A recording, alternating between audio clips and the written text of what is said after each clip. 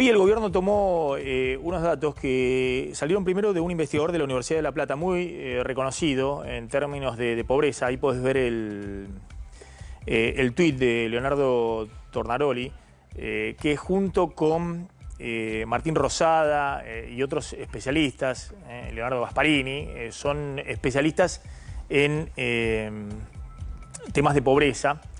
Esa es la planilla del INDEC, la última, de la pobreza, que en el primer semestre mostró 52,9%. Muestro la anterior, muestro la del INDEC. El primer semestre el INDEC mostró 52,9% de pobreza, que es un salto respecto al segundo semestre del 2003, que fue 41,7% la pobreza, como cerró el gobierno anterior. Pero como ven en este tuit de Tornaroli, lo que hacen investigadores en base a la base de la APH y la información interna del INDEC, la base de datos con la cual se mide semestralmente la pobreza, es hacer mediciones trimestrales y estimaciones trimestrales. Y el tuit dice: esto va a sonar fuerte y estoy rechequeando porque sorprende. Pobreza en semestre abril-septiembre habría estado por abajo del 45%, caída de 8 puntos respecto a enero-junio, y en julio-septiembre fue algo así como 38,5%. Si es así, podría cerrar 2024 por debajo de 2023, ¿no? Y efectivamente, en ese gráfico lo que se ve es que en la medición trimestral de la pobreza, en realidad, en el segundo semestre del año pasado, fue un promedio entre el tercer trimestre, que dio 38,6, y el cuarto trimestre del año, el último trimestre del año pasado, que dio 45,2 la pobreza.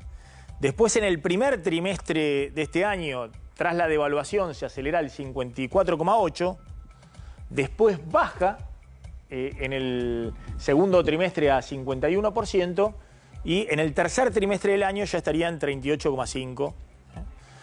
Lo cual indica que muy probablemente en el cuarto trimestre del año también siga bajando la pobreza y pueda estar por debajo del final del año pasado. De hecho, se tomó la ministra de Desarrollo Humano, Sandra Petovelo, que hizo un tuit y tomó exactamente estos datos. Descenso contundente de la pobreza, cifras que confirman una mejora trascendental. Pobreza estimada en el tercer trimestre, 38,9. Y ahí ven a la derecha, en ese cuadro, lo que les decía: primer trimestre fue el pico, la aceleración, post-devaluación típica, se acelera 25% en diciembre, 20% en enero, 11% en febrero, la inflación, se dispara al 54,8% la pobreza.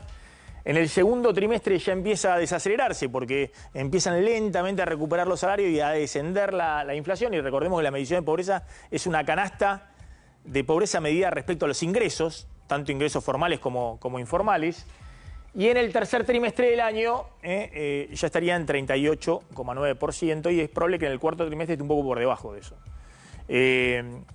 Yo decía, ¿qué es lo que necesita el gobierno, por lo menos en el corto plazo? Después, obviamente, entra a jugar también el empleo, pero no ha habido una caída de empleo acorde con la recesión que hubo en el primer semestre. Fue una caída que, si se quiere, fue menor que otras recesiones, por ejemplo, mucho menor que la caída del empleo en el 2018-2019, en el final del gobierno de Macri.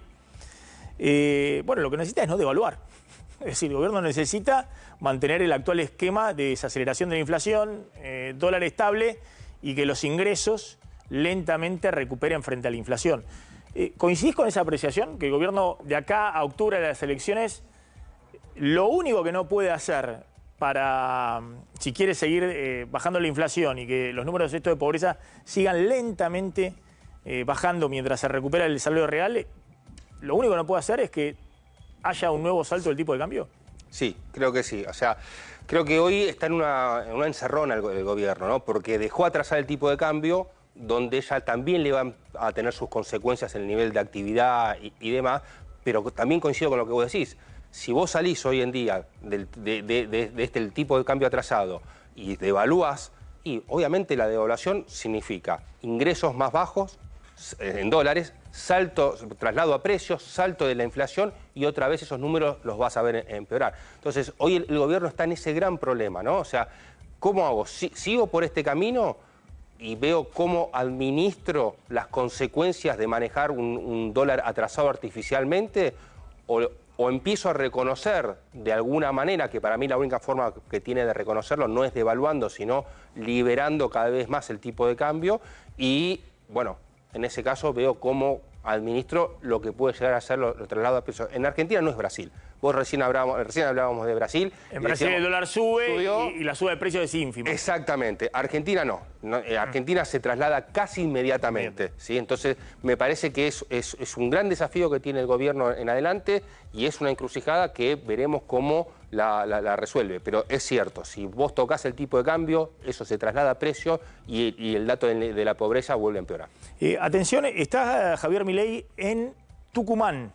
Exactamente. ¿Está visitando a su nuevo aliado, al gobernador Jaldo? No, no está previsto que se junte con Jaldo, va a recibir un premio, que es lo que le gusta al presidente, que lo premien, que lo mimen, que lo abracen. No hay mucha gente, pero me cuentan desde Tucumán. ¿En la Fundación Libertad? En la Fundación, no, Fundación Federalismo y Libertad. En Tucumán son muy federales.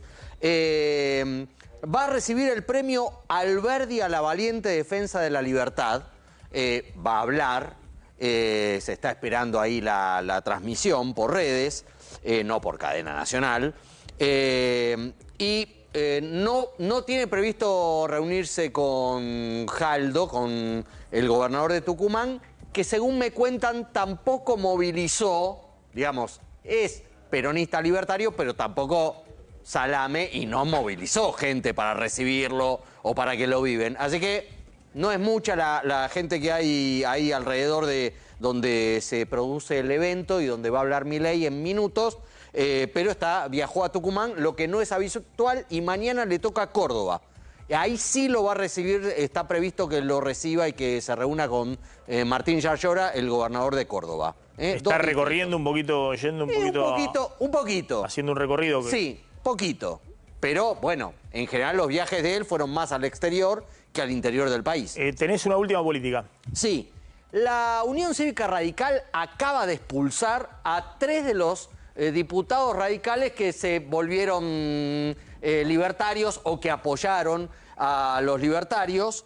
Se trata, ya te digo, se trata de el tucumano Mariano Campero, varios de ellos en estas fotos, del misionero Martín Arjol y del cordobés Luis Picat. 3 legisladores del radicalismo expulsados. Después, en una de esas, cuando se amigan, los vuelven a abrazar, como pasó en su momento con Cobos. Pero la decisión que tomó el máximo órgano partidario de sanción fue expulsarlos del partido. Luego la última a Cristian Butelar. Este año los pronósticos de las consultoras privadas erraron y por mucho, sobre todo en la inflación. Digamos, no hubo pronóstico respecto a que el año terminaba con una inflación incluso más alta que el año pasado, que terminó con 211% de inflación, y este año va a terminar probablemente abajo del 120% de inflación, más o menos, ¿no? ¿Cuál es el escenario base en el cual trabajan hoy en las consultoras privadas en el mercado financiero para el año que viene? Y con una inflación de entre el 20 y el 30%. O sea, creo que la inflación va a seguir desacelerando. Es muy probable que el gobierno mantenga su programa económico como tiene actualmente, y eso va a hacer que la inflación logren cerrar entre un 20 y un 30%, es lo más probable. A ver, va a depender, como veníamos hablando recién, es qué pase con el tipo de cambio. Yo creo que eso va a ser fundamental. No veo ¿Y la economía creciendo? La economía va a crecer estadísticamente simplemente por lo malo que fue el primer semestre de este año. Vos ahí ya tenés entre un 2 y un 3% de crecimiento para el año que viene, seguro, seguro. Dependerá luego, obviamente, de qué se siga impulsando, qué pasa con los precios. La soja viene bastante mal, ahí tenés un problema. Pero bueno, tenés vaca muerta, que hay muchos apostando a vaca muerta, no solamente por el crecimiento que te puede llegar a dar, sino por el ingreso de dólares que el sector energía, y acompañado también con el minería, puede ofrecer para el 2025. Gracias, Cristian. Ahora ahí está Javier Milei en Tucumán. A ver. Agradeciendo a las autoridades de la Fundación Federalismo y Libertad por distinguirme con el Premio Alberdi. Es un orgullo para mí ser merecedor de semejante distinción y es un placer estar presente una vez más aquí en Tucumán, la tierra de nuestro máximo prócer y padre de nuestra primera Constitución, Juan Bautista Alberdi. En particular, quiero reconocer a la Fundación por haberme apoyado y brindado un espacio de expresión durante tantos años, incluso cuando los liberales éramos muy pocos y defender la libertad... Bueno, ahí está Javier Milei.